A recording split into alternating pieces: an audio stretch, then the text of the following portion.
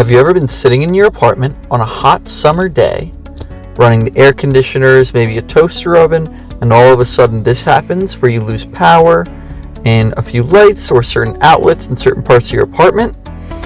The reason for this is most likely because you may have blown a breaker. The simplest solution is to find a breaker box like this, often located in the kitchen. Sometimes it doesn't have a door and may be on top of the cabinets in the kitchen, such as this example here. And certain buildings may have them in places that aren't accessible to the residents, or they're in public laundry rooms. In that case, you should definitely get in touch with a property manager or the maintenance department, figure out where your breakers are, and if we need to come turn them back on for you.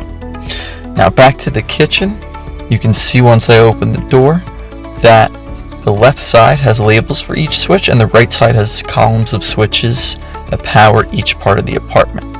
The labels kind of act like a legend to tell you which switch applies to which part of the unit. Here you can see that this breaker is clearly flipped the other direction as all the other ones, meaning that's most likely off. Once I push it on, you can see that the light behind me comes on, as well as the lights in the living room that had been shut off originally by blowing the breaker.